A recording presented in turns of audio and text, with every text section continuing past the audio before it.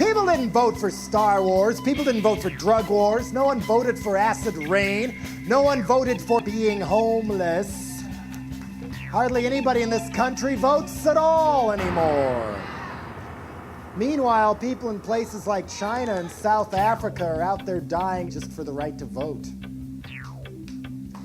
But in America, people take it for granted and they just pout and they stay home, figuring their wishes aren't respected anyway.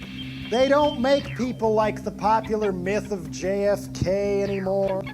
They don't make people like Martin Luther King anymore. And if they did, the cops would just kill them anyway. So why bother? Doesn't matter.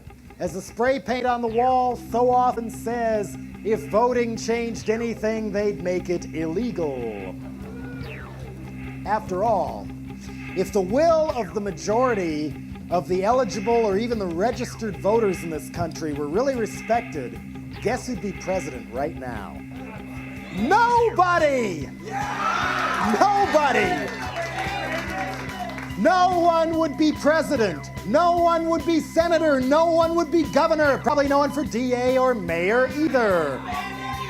The White House would be occupied by nobody. Except maybe a few homeless people tired of freezing across the street. Capitol Hill would be accountable to nobody. Is that such a radical change? None of the above came in second for senator in the Republican primary in Nevada last June. And it seems to me there's a similar reason why dead people keep winning local elections.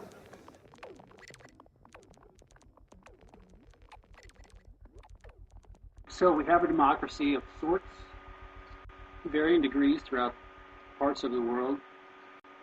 Being part of that system, ideally you're allowed to vote. And once you can vote, then you have to figure out, are you someone that is going to vote, or are you going to sit it out?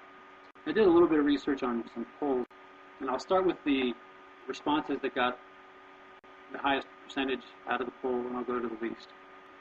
People that do not vote. The number one reason people do not vote: I couldn't get to the polling station because it was too inconvenient. Second reason given was I was away on election day. Third reason was did not receive polling card postal vote. Fourth reason, I am not interested in politics. Fifth, was not registered to vote. Sixth, I did not know enough about the candidates' parties. I was too busy to vote. I didn't like the policies of any of the parties. None of the parties stood for policies I would have liked to have seen. I didn't like any of the candidates. Was not eligible to vote. My vote wouldn't have made any difference to the outcome. There was no point in voting. All parties are the same. The party I prefer to vote for had no chance in this area. They say one thing but do another, and it goes on and on. Reasons of why people gave that they did vote. Number one reason, it is my civic duty, everyone should vote. Number two, I wanted to have a say, and it goes on, it is my right to vote. I always vote, so that my preferred party won. If people don't vote, then they have no right to complain, have an opinion. People fought to win the right to vote for me and others, to defeat or remove the government, to prevent a party from winning, so that my preferred candidate won, and it goes on. So there are a number of things that I think any of us could take issue with in either of those two categories. I'm going to just point out one, the first one that struck my attention. To prevent a party from winning. This falls into the category of tactical voting, which is what, unfortunately, most people fell into in this last election, as well as the previous presidential election. And what you'll find, if you take a look at the number of registered voters and the number of actual voters, voter turnout has increased. And this has happened gradually since the two parties have controlled the debates, because they're forcing people's outlook to be linear. They're forcing people's outlook to be dualistic. You must vote for this guy, otherwise your enemy is going to win. And that is the mindset that most people are now stuck in. But fortunately, right now, I do see a swelling happening and people finally starting to take issue with having two candidates only. And they're starting to realize that all along they actually had other choices and are beginning to inform themselves.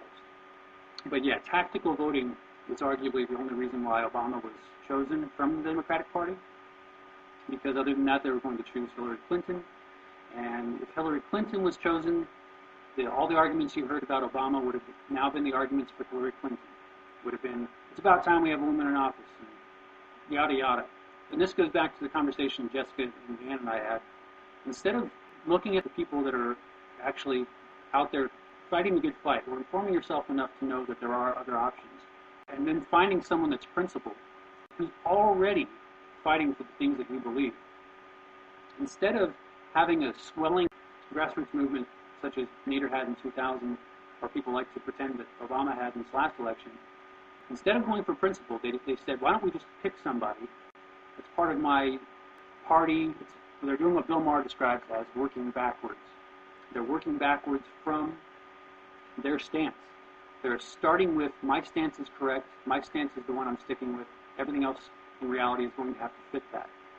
Instead of starting with someone that's already got the principles, so you don't have to lie to yourself or anybody else and convince yourself that somebody's something they're not. And that, unfortunately, is what I've seen everyone do in the Democratic category anyway.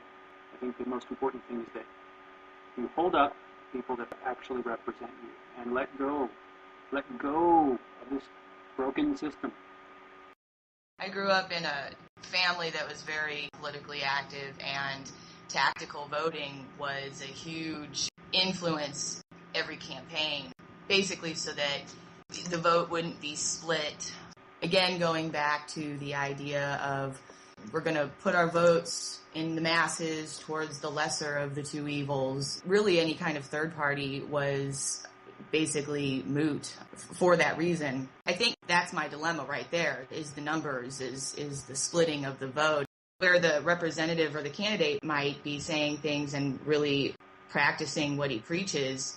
It's hard to then put your vote toward that person when you know that a movement is in numbers. So, you know, I hear what you're saying, Isaac, and I agree with what you're saying, especially more and more in what's going on with our country right now, and seeing over and over again what the candidate that I put my support in basically is not doing for the people, for this country, based on what he did say in his campaign.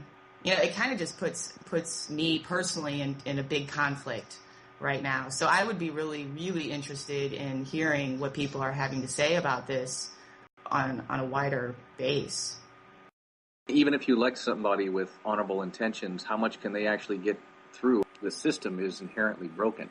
And even if you elect one man can't do anything. Congress can stonewall him to the point of being ineffectual. So then you have, Obama's not getting it done. So, now we have all this push for, the Republicans are going to have another shot at it because clearly the Democrats can't get it done.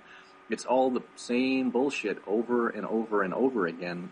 And as long as we have private interests funding campaigns, this country is not going to have a representative government of the people, by the people, for the people. Unless all of us, through forums like this and through the internet and all the other free things that we have, all of us stand up and go, we're mad as hell and we're not going to take it anymore, and vote these people out and vote in people that are actually representative. And that takes a mass scale, not a presidential election, but all the local elections, all of the senatorial and gubernatorial elections. It's just not going to happen. Most people are way too complacent. Now, I do see it turning in that, and that more people are getting mad and more people are realizing the ineffectual nature of our, quote, leadership. I don't know if it's change that we're going to see in our lifetime. I think that there are good people that are in office that are, be they Republicans or Democrats, want to demonize all of them and say that they're all bad, or this party's bad and this party's good, because that's just more of the same mudslinging. But what we've seen is the lie that's been perpetrated. If we elect somebody into office, something will get done that is the voice of the people. You can't have a free election when the voice of the people is silenced by those that have more money and control media. The problem that I think a lot of people fall into in anything in life, and that is basing what the future can be on what the past has been.